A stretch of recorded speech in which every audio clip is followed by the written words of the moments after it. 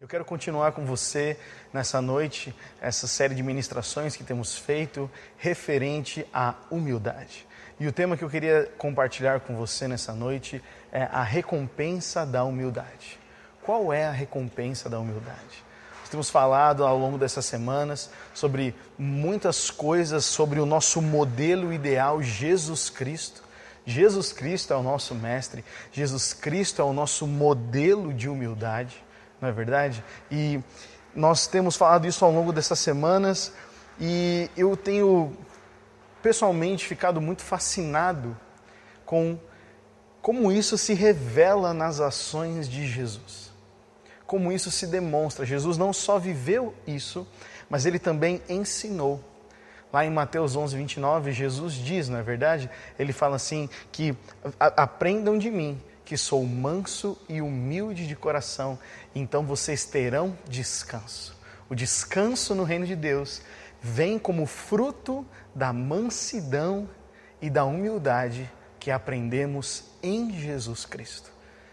Então o descanso para mim e para você, meu amigo e minha amiga, vai ser quando nós nos tornamos cada vez mais parecidos com Jesus. Por isso, com certeza, você já ouviu esse versículo que diz, Lucas 18, 14, que diz, pois quem se exalta será humilhado e quem se humilha será exaltado. Esse versículo está na Bíblia. Esse versículo não é uma frase de efeito. Jesus disse exatamente essas palavras, não é verdade? Elas foram feitas por Jesus dentro de um contexto, dentro de uma história. E quando nós vemos Jesus falar sobre humildade, Jesus sempre vai utilizar parábolas, ele sempre vai utilizar uma história para ilustrar. Por isso eu quero ler com você esse texto, porque essa frase de Jesus, pois quem se exalta será humilhado e quem se humilha será exaltado, é uma conclusão de uma história, uma conclusão de uma parábola. E eu quero ler com vocês este texto. Lucas 18, nós vamos ler do 9 até o 14. A Bíblia diz assim, alguns que confiavam em sua própria justiça e desprezavam os outros. Então, está mostrando a caracterização. Jesus está falando para quem? Jesus está falando para aqueles que confiavam em sua própria justiça e desprezavam os outros. Jesus contou esta parábola. 2 homens subiram ao templo para orar. Um era fariseu e o outro publicano. O fariseu, em pé, orava no íntimo. Olha a oração do fariseu. Deus, te agradeço porque não sou como os outros homens, ladrões, corruptos, adúlteros, nem mesmo como este publicano. Eu jejuo 2 vezes por semana e dou o dízimo de tudo o que eu ganho. Mas o publicano ficou à distância. Ele nem ousava olhar para o céu, mas batendo no peito dizia, Deus, tem misericórdia de mim, que sou pecador. Eu lhes digo que este homem, o publicano, e não o outro, foi para casa justificado diante de Deus. Pois quem se exalta será humilhado, e quem se humilha será exaltado. Este é o contexto dessa famosa frase sobre a humilhação e sobre a exaltação. Então, o Jesus está dizendo, olha, quem se humilha vai ser exaltado, ou seja, existe uma recompensa para quem se humilha. E é importante para a gente compreender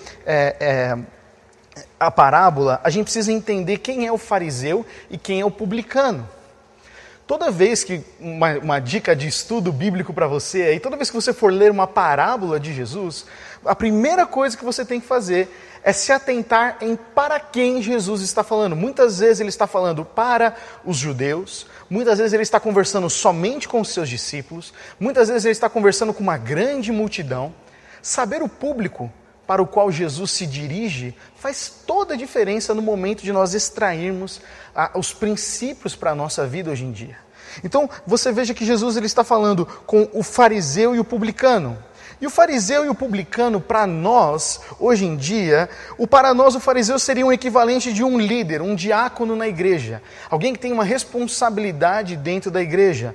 E o publicano é um cobrador de impostos. O publicano para nós seria o equivalente a um traficante de drogas. Seria comparado a alguém que é corrupto, alguém que não deve ser aceito na sociedade. Então, é legal traçar esse paralelo, porque a gente tem uma repulsa, na verdade, muitas vezes, a um cobrador de impostos, a um traficante de drogas, a um corrupto, a gente fica meio assim, né? Mas para alguém que é da igreja, um irmão, um professor do Comuna Kids, alguém que ministra na banda, alguém que prega, a gente tem outro tipo de afinidade, nós nos aproximaríamos de pessoas diferentes.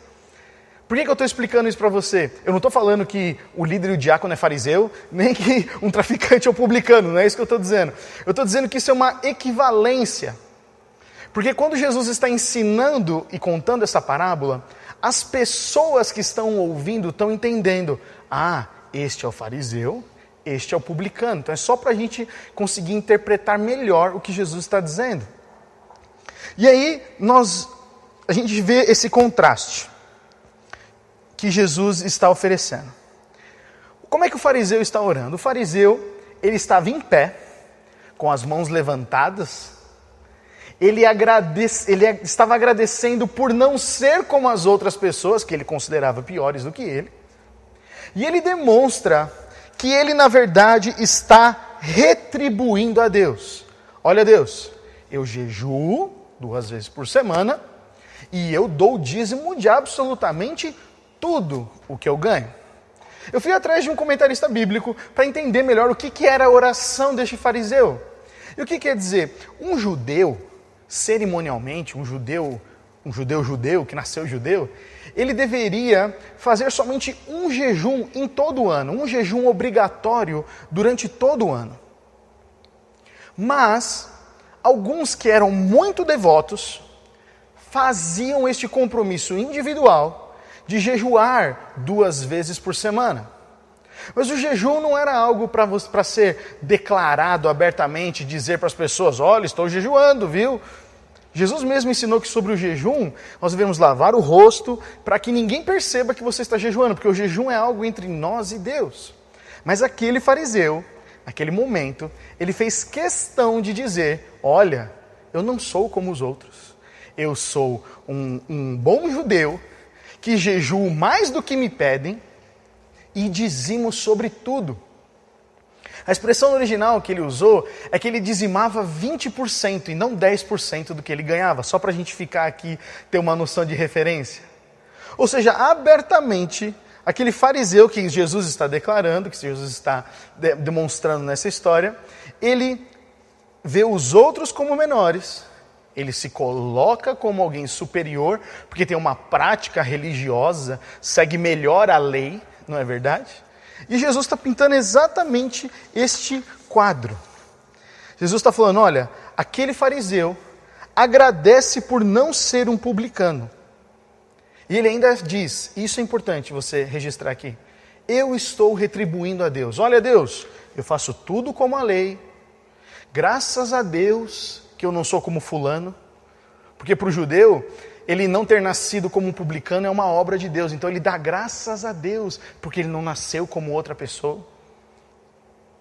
E ainda fala, olha, não bastasse isso, eu estou fazendo tudo certo, viu Deus, só para te lembrar, não sei, você é muito ocupado, né Deus, só para te lembrar, eu estou jejuando e eu estou dizimando.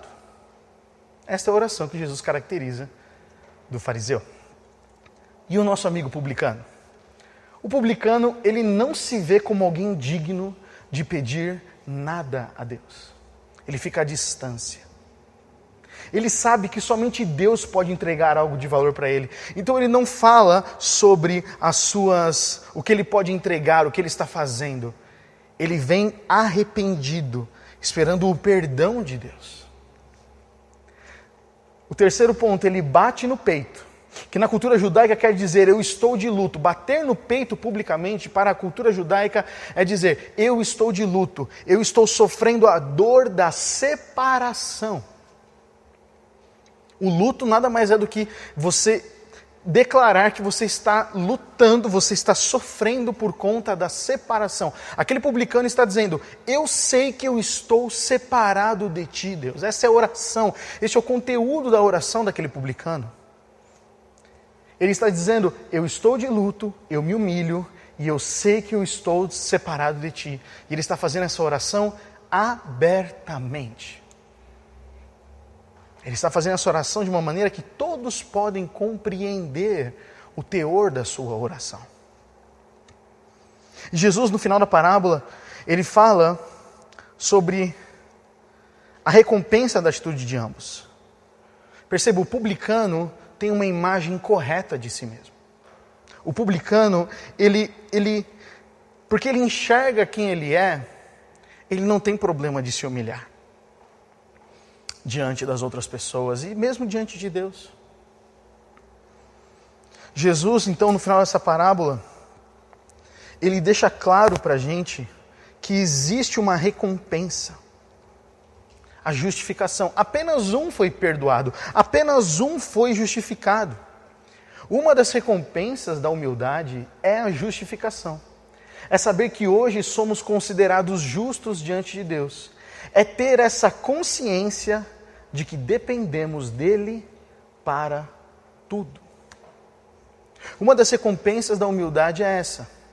É você saber, diante de Deus eu sou um homem, uma pessoa imperfeita. Mas Jesus Cristo morreu por mim. E quando ele morreu por mim, ele me tornou justo diante de Deus. Portanto, agora eu não estou mais separado de Deus. Eu posso falar diretamente com o meu Pai. A justificação, gente, é um ato de perdão. Só que só recebe perdão quem assume que errou. Só recebe o perdão quem primeiro constata e fala: realmente eu errei ali. Eu estou arrependido. Como aquele publicano estava dizendo, batendo no peito e dizendo: eu sou pecador. Há uma diferença muito grande nisso. E Jesus está ensinando, sim, sobre humildade. O publicano que se humilhou, este será exaltado. Uma das recompensas da humildade, gente, é a gente saber que nós somos justificados diante de Deus. Vou dar um exemplo mais claro. Uma pessoa que é humilde, ela não se justifica diante de Deus quando comete um pecado ou um erro.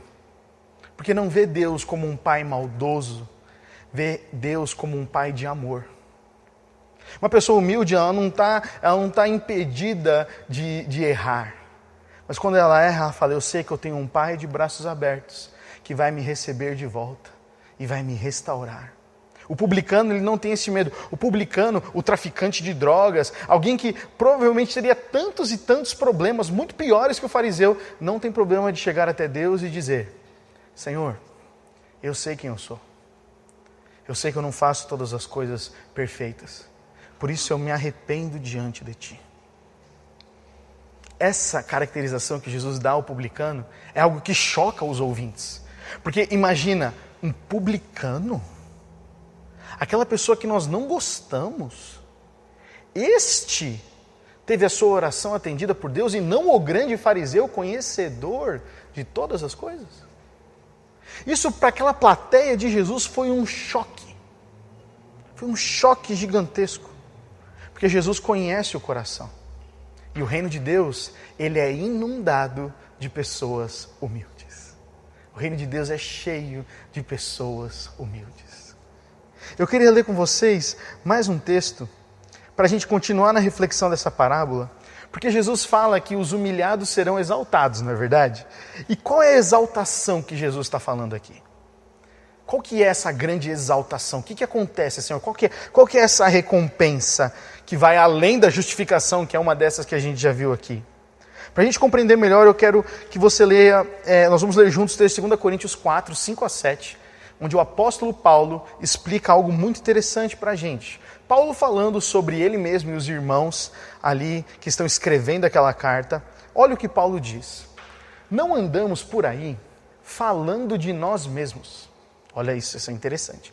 Não andamos por aí falando de nós mesmos, mas proclamamos que Jesus Cristo é Senhor e que nós mesmos somos servos de vocês por causa de Jesus. Pois Deus disse, haja luz na escuridão. Pois Deus que disse, haja luz na escuridão, é quem brilhou em nosso coração, para que conhecêssemos a glória de Deus na face de Jesus Cristo. Ou seja, aquele que criou tudo, agora vive dentro de nós através de Jesus Cristo. Agora, nós mesmos somos como vasos frágeis de barro, que contêm este grande tesouro. Assim, fica evidente que este grande poder vem de Deus e não de nós. Olha a declaração do apóstolo Paulo. O apóstolo Paulo aqui, ele é muito coerente em dizer, olha meus irmãos, nós não estamos andando por aí falando sobre nós mesmos. Nós estamos falando sobre Jesus Cristo. Jesus Cristo que é o Filho de Deus. E esse Jesus habita dentro de nós. Por isso, nós somos como vasos frágeis. Ele não fala, nós somos grandes pregadores e vocês têm que nos respeitar. Nós somos grandes apóstolos.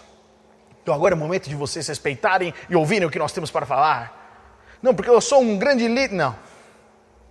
Falando, por causa de Cristo e por causa do grande amor de Deus demonstrado em Cristo Jesus, nós somos como vasos frágeis, que contêm, que guardam um grande tesouro. Quem é esse grande tesouro, meus amigos e amigas? É o Espírito Santo. Este grande tesouro é o Espírito Santo. A recompensa da humildade, que é visível na nossa vida, é sermos como vasos de barro que guardam um grande tesouro. Vou ler de novo essa frase. A recompensa da humildade, que é visível na nossa vida, como Paulo está dizendo, é sermos como vasos de barro que guardam um grande tesouro. Meus irmãos e irmãs, o que é humildade? A não ser nós nos diminuirmos a ponto de Deus ser tudo em nós. O serviço pode ser considerado um ato de humildade? Com certeza. O amor pode ser considerado um ato de humildade? Com certeza. Mas essas duas coisas que eu citei podem também ser feitas na força do homem. Eu posso demonstrar amor por alguém, mas ninguém sabe como está o meu coração. Eu posso servir somente para ser reconhecido, buscando a autoaprovação. Mas a humildade, que só pode ser feita no nosso coração mediante o Espírito Santo, é só quem está mais próximo da gente que descobre. Só quem está mais perto da gente descobre o quanto nós estamos humildes, estamos sendo humildes como um estilo de vida ou como uma prática aparente e momentânea. Quando nós reconhecemos a nossa real situação diante de Deus, nós reconhecemos quem somos e nós reconhecemos que somos como vasos frágeis, nós estamos abrindo, e eu queria que você prestasse atenção nisso, que esse é um ponto central, importantíssimo. Quando nós reconhecemos quem somos diante de Deus, reconhecemos quem Deus é, nós nos colocamos numa condição de humildade. Humildade não é somente ações, nós vamos falar sobre as ações da humildade, com certeza elas precisam ser demonstradas, mas o primeiro passo da humildade é olhar para nós, saber quem nós somos, e olhar para Deus e saber quem Ele é. Isso foi o segredo da vida de Jesus, que é o nosso molde como o homem mais humilde que andou sobre a terra. Quando eu digo que nós devemos ser considerados como um vaso de barro, a gente tem que entender que um vaso de barro, para aquela expressão do apóstolo Paulo, é um vaso descartável. Existiam vasos de bronze, vasos de pedra muitas vezes. Esses vasos tinham maior cuidado, eles duravam mais, mas são vasos rígidos, vasos duros. O vaso de barro, esquentado um pouco mais, alguns falam que mesmo depois de seco, e quando ele é esquentado de novo, ele se torna maleável novamente.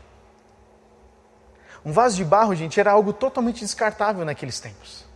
Não é o vaso que todo mundo vai na loja comprar, o mais bonito. É o vaso mais simples. Paulo está dizendo, nós somos como vasos de barro, vasos simples, que tem um grande tesouro dentro. Esse tesouro é o Espírito Santo.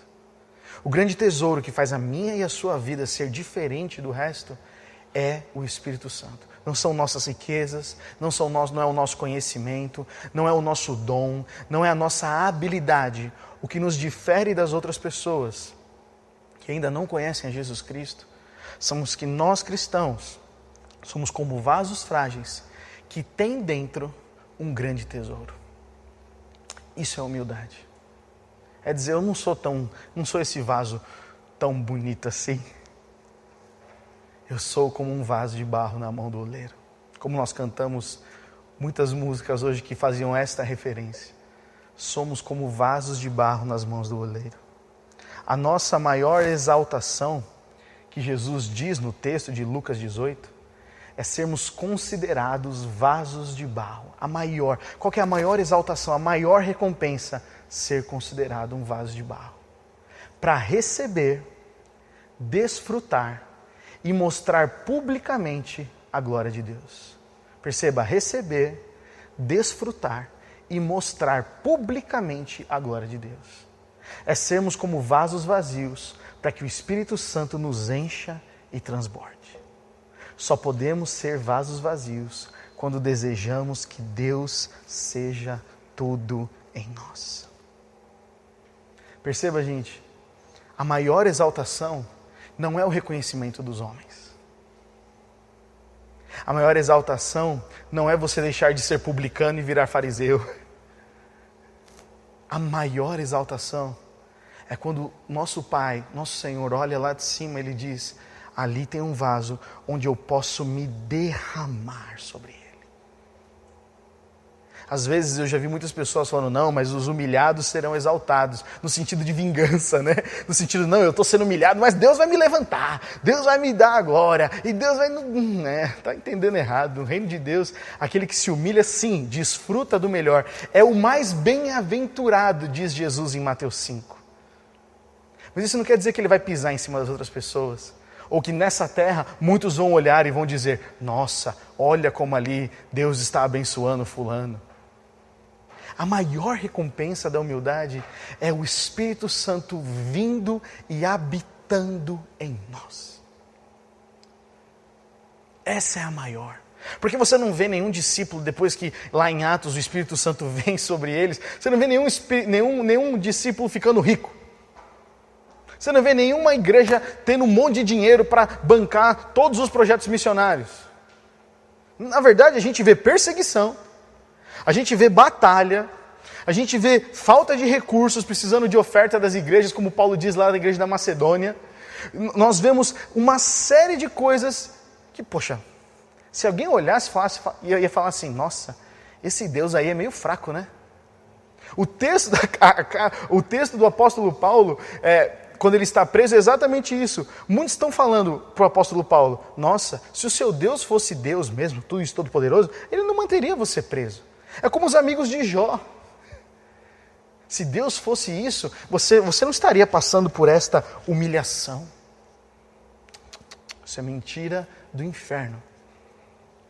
A humilhação faz parte, porque a humilhação, quando nós perseveramos neste momento, não desistimos do Senhor durante um processo às vezes que é duro. Eu não vou falar para você que é fácil, num processo que é duro. Mas depois Deus olhando fala, servo bom, você minha serva querida, você perseverou. E agora eu vou vir e vou derramar o meu Espírito Santo sobre você. Eu vou derramar entendimento. Eu vou derramar dons, eu vou derramar tudo aquilo que você precisa para ter a vida que eu, Deus, sonhei para você. Às vezes nós temos grandes planos para a nossa vida, mas muitas vezes não são os planos do Pai. A única maneira de nós sabermos e desfrutarmos do plano de Deus para a nossa vida é sermos cheios do Espírito Santo. Porque quando nós somos cheios do Espírito Santo, as coisas dessa terra diminuem o seu valor. Quando nós somos cheios do Espírito Santo, nós conseguimos enxergar de maneira mais clara o que é o reino de Deus, conseguimos enxergar de maneira mais clara os relacionamentos, a nossa casa, os filhos, o cônjuge, o trabalho, os irmãos, a igreja. Tudo muda de significado quando nós olhamos através do Espírito Santo. E eu queria que você pensasse com uma imagem. Eu vou colocar aqui na TV para você olhar com mais clareza, mas eu queria que você pensasse nesta imagem aqui. Essa imagem nada mais é do que uma região deserta, de poucas águas, e que teve tanto calor exercido sobre ela que o chão rachou. Então imagine esse deserto. Um deserto forte, um deserto vazio, que existem essas rachaduras no chão. E então, de repente, começa a vir uma grande chuva. E vem uma chuva, e a água começa a cair. E eu pergunto para você, onde ela vai encher primeiro? Ela vai encher primeiro a parte superficial? Ou vai encher primeiro os buracos mais baixos? O que enche primeiro de água aqui? Isso aqui não vai virar um rio da noite para o dia. Porque a água primeiro vai cair e vai se aprofundar nessas rachaduras. O primeiro lugar que vai ser preenchido com água vai ser o que é mais profundo. A rachadura mais profunda vai receber essa água primeiro, vai ficar cheia primeiro. E é assim que funciona com o Espírito Santo. Ele enche primeiro os que estão nos lugares mais baixos. O Espírito Santo ele vai encher primeiro naqueles que estão nos lugares mais baixos. A Bíblia relata que no final dos tempos o amor de muitos se esfriaria, que muitos buscariam mestres para o seu próprio coração. Mas a Bíblia também diz que nos últimos dias o Senhor derramaria do seu Espírito sobre toda a carne. E os filhos e filhas profetizariam, os velhos teriam visões. Isso não acontece lá em cima. Isso acontece para quem está embaixo, para quem está humilhado. Quem está mais baixo recebe primeiro essa água, esse fluir do Espírito Santo. Espero que esteja fazendo sentido para você, meu irmão, minha irmã. A gente não consegue ver os rostos aqui, então falta às vezes para a gente um termômetro se está ficando claro ou não. Mas eu queria que você olhasse essa imagem novamente. A água que cai primeiro nos lugares mais profundos, e os lugares mais profundos, que mais estão no chão, que mais estão humilhados no fundo, estes lugares são os que experimentam primeiro a riqueza e o benefício da chuva. A água sempre enche primeiro os lugares mais baixos. A água sempre enche primeiro os lugares mais baixos. Quanto mais baixo, quanto mais vazio o homem fica diante de Deus, mais rápido e mais plenamente será o enchimento interior com a glória de Deus. A exaltação que Deus promete não é e nem pode ser qualquer coisa que não esteja nele. Deus só irá dar o que ele tem dentro dele mesmo, ou seja, mais dele, mais do Espírito Santo. Deus não precisa preencher a gente com as coisas deste mundo, porque essas coisas deste mundo vão passar. Mas tem algo que é inesgotável, é nós sermos cheios de Deus, cheios do Espírito Santo. Então qual que é a grande recompensa da humildade, meu irmão, minha irmã? A grande recompensa da humildade é quando que nós vivemos uma vida humilde, o nosso Pai nos olha como vasos frágeis, mas vazios, que Ele pode vir e encher. Como Jesus mesmo disse, não se coloca vinho novo em odres velhos, não se coloca vinho novo em vasilhas antigas, vasilhas rachadas. Você coloca vinho novo em vasilhas novas. Por isso que nós nascemos de novo. E agora que nós nascemos de novo, somos filhos e filhas de Deus, esta vida continua sendo, eu e você, cheios do Espírito Santo. Mas a constância de ser cheio do Espírito Santo, a vida cheia do Espírito Santo, passa pela escolha diária da humildade. Passa pela escolha diária de oração. Passa pela escolha diária de falar: Senhor, eu me entrego para te conhecer mais. A exaltação que o Senhor Jesus tem para mim e para você é nos encher mais do Espírito Santo, para que cada vez mais sejamos parecidos com Ele. E aqui, para a gente encerrar, é o texto que eu quero ler com você de Filipenses 2, 5 a 11. Agora esse texto se encaixa de uma maneira ainda mais linda.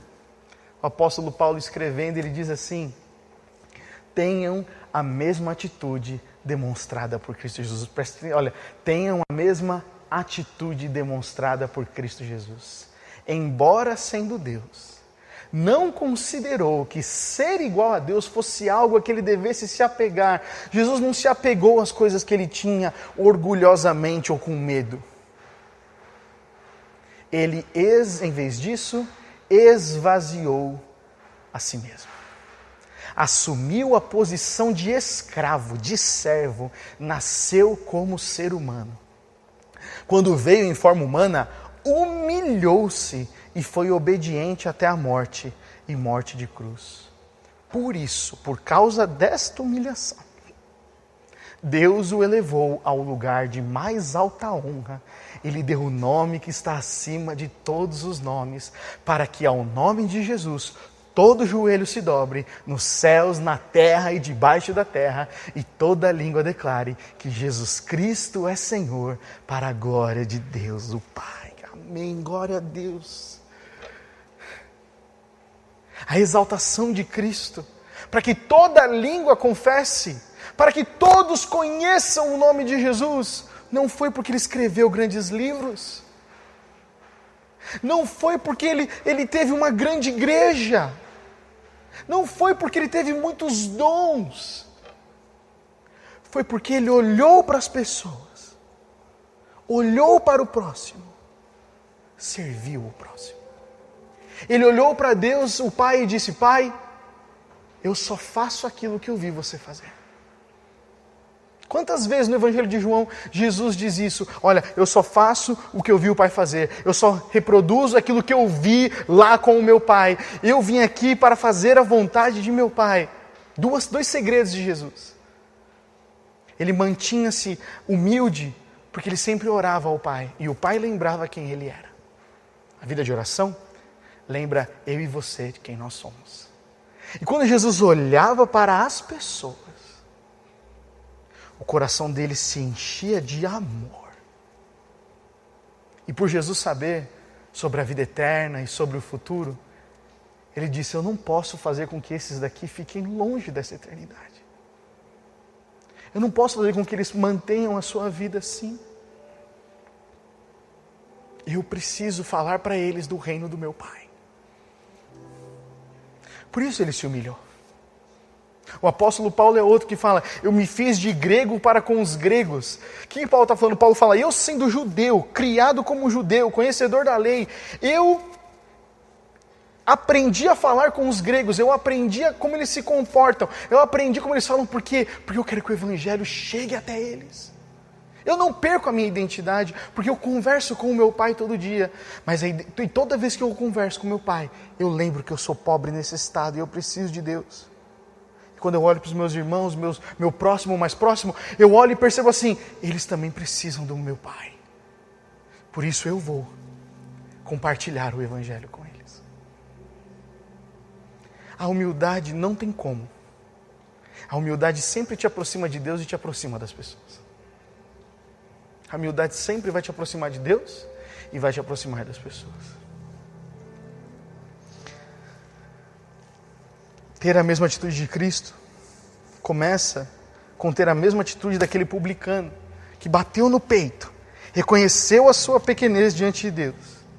Ter a mesma atitude de Cristo envolve esvaziar-se de si mesmo, sofrer humilhação do nosso intelecto, dizer que nós não sabemos de tudo e que nós estamos dispostos a aprender com o nosso irmão. Ter a mesma atitude de Cristo é ser transparente no relacionamento, no discipulado, no casamento, na célula. Sabe que essas pessoas que amam você, que estão com você constantemente, quando você é transparente com elas, você está tendo a mesma atitude de Cristo. Dizendo, olha, eu não sei tudo, eu preciso de ajuda. Eu preciso de ajuda. Isso é ter a mesma atitude que havia em Cristo. Cristo, como nós lemos o texto, mesmo Cristo sendo Deus, Ele não achou que ser como Deus é algo que Ele deveria se apegar. Ele não se apegou ao seu título, Ele não se apegou ao seu conhecimento, Ele se apegou à sua humanidade. Ele se apegou a quem Ele era aqui nessa terra. E por isso Ele viveu uma vida dependente. Por isso Ele viveu uma vida dependente. Por causa da humilhação, Deus exaltou Jesus Cristo ao mais alto lugar. Porque em Jesus, quando olhavam para Jesus, só tinha um reflexo, o reflexo do Pai. Quando olhavam para Jesus, falavam, Ele deve ser mesmo o filho de Davi. Ele deve ser mesmo, porque Ele faz coisas que ninguém antes fez. Meu irmão, minha irmã, minha oração é que eu e você sejamos assim. Que nessa terra nós sejamos esquecidos, meu irmão, minha irmã. Meu amigo e minha amiga, que a gente seja esquecido, se quando lembrarem de nós, lembre do nosso amor por Jesus e pelas pessoas. Isso requer atitude, isso requer um compromisso ainda maior. A maior recompensa da vida humilhada é ser cheio do Espírito Santo. Quando somos cheios do Espírito Santo, demonstramos apenas o Pai. Olha, presta atenção nisso. Quando nós somos cheios do Espírito Santo, a única coisa que aparece na nossa vida é Deus o Pai. É escolher ser esquecido para que Deus seja lembrado. É como o apóstolo Paulo diz, o viver é Cristo e o morrer é lucro. Escolher ser cheio do Espírito Santo, a maior recompensa da humildade, é sermos considerados diante de Deus como vasos frágeis. Um vaso frágil e vazio, que pode ser cheio de um grande tesouro que Deus confiou a mim e a você, que é o Espírito Santo. É o maior tesouro da nossa vida. O maior tesouro da nossa vida não são as nossas posses, e eu ouso dizer, não é nem mesmo a nossa família. O maior tesouro da nossa vida é Jesus Cristo manifestado através do Espírito Santo. Nós precisamos trazer isso à nossa memória, não como um peso, mas como um profundo convite a sermos mais cheios do Espírito Santo. Como é que a gente pode fazer isso diariamente na nossa vida? Não quero me alongar aqui muito mais. Nós vamos ter a célula nessa semana. Nós vamos continuar este assunto. Nós vamos conversar um pouco mais como é que a gente pode aplicar diariamente na nossa vida. Mas eu queria dar uma sugestão para você. Colocar de forma prática isso que nós conversamos aqui. Uma maneira de você se manter humilde é humilhar os seus pensamentos. Eu vou dar um exemplo para você como é que isso pode acontecer. Às vezes no momento do seu dia você está se sentindo injustiçado. Sua esposa, o seu marido chegou e falou, apontou alguma coisa para você. Seu filho chegou e falou uma coisa torta sem saber aquilo que estava no seu coração, que você sofreu, ralou para fazer. No seu trabalho, ou algum conhecido vem e é injusto com você, fala palavras que te ofendem. Neste momento você tem todos os argumentos na ponta da língua. Você não sabe o que eu passei. Você também fez isso semana passada. Você tem todos os argumentos, está aqui, está na ponta da língua. Aí neste momento você para. Antes de responder, você ora. Você está humilhando o seu intelecto. Você está humilhando a sua razão, a sua vontade de ganhar. Você humilha. Você fala, Pai, a Ti pertence a justiça.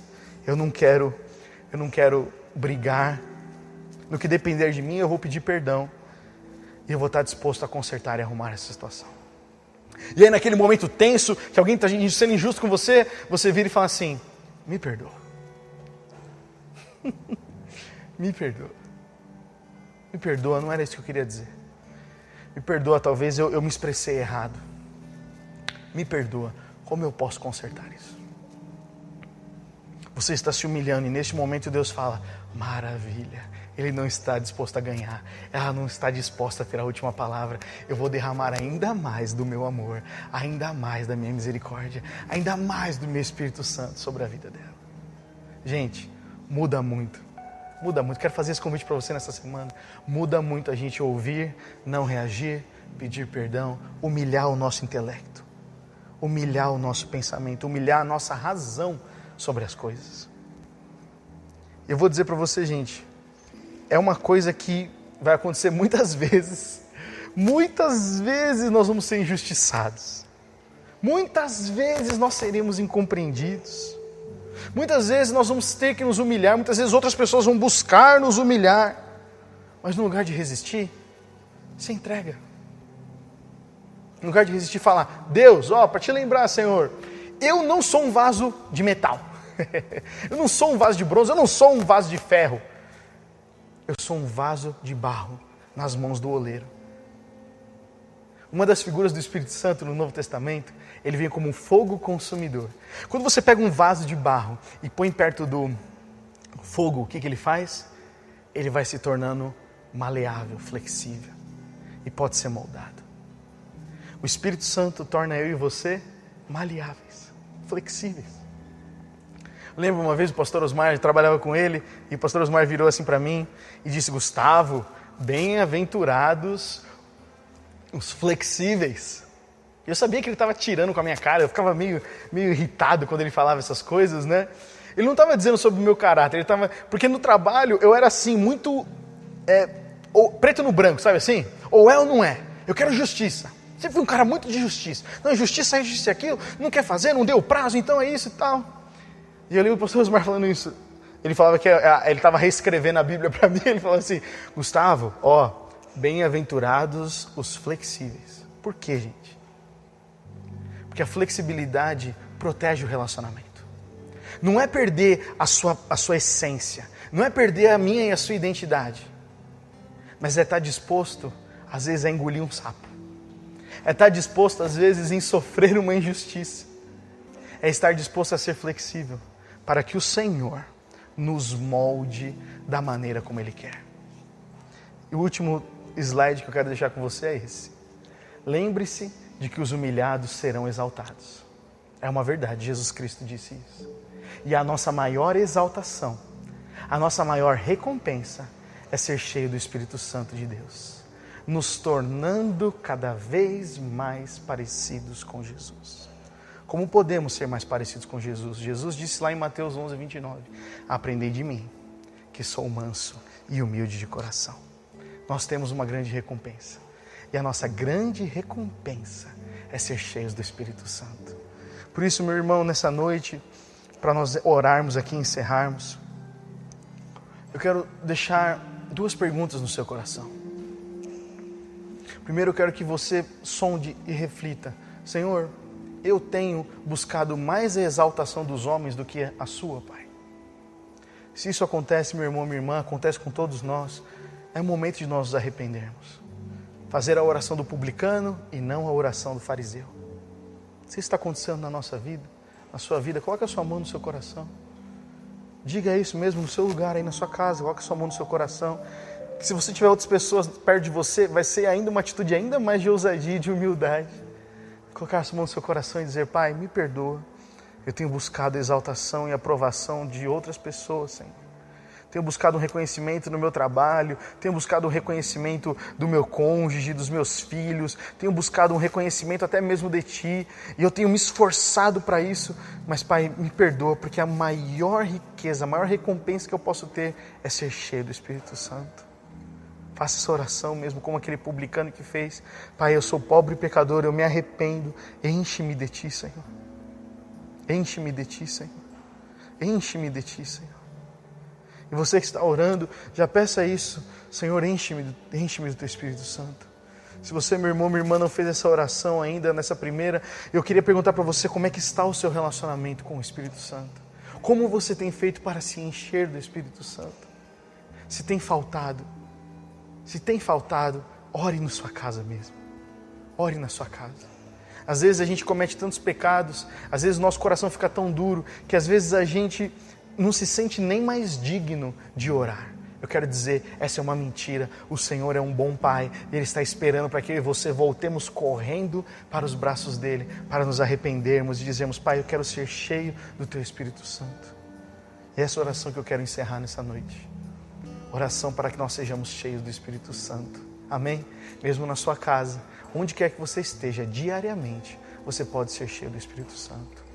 Pai, nessa noite, Senhor, nós reconhecemos, Pai, que o maior presente que um dia o Senhor entregou para nós foi Jesus Cristo, seu Filho. E quando Jesus morreu e quando Ele ressuscitou, o Senhor não somente venceu o poder do pecado, mas o Senhor também nos deixou a maior graça, o maior presente, a maior dádiva, que é o Espírito Santo. Nós te agradecemos pelo Teu Espírito Santo, Pai.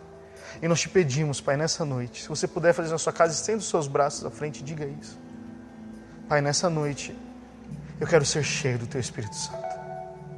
Nessa noite, Pai, eu quero ser cheio do Teu Espírito Santo. Quero que a minha casa seja cheia do Espírito Santo. Eu quero que a minha mente, os meus desejos, o meu senso de justiça, tudo isso seja cheio do Espírito Santo. Porque eu quero, Pai, eu quero ser cada vez mais parecido com Jesus. Eu quero ser, Pai, cada vez mais parecido com Jesus. Eu quero, Pai, olhar para Deus como meu Pai, olhar para as pessoas como meu irmão, e eu quero viver essa vida de humildade. Faz isso em nós, Senhor Jesus. Transforma o nosso coração, nos traz este convencimento que somente o Teu Espírito Santo pode fazer. E nos torna, Pai, cada vez mais parecidos com o Teu Filho Jesus. Esse é o desejo do nosso coração. Não termos muitas coisas nessa terra, Pai, mas sermos cheios do Teu Espírito Santo. Em nome de Jesus nós oramos. Amém. Lindo Senhor, mestre oleiro,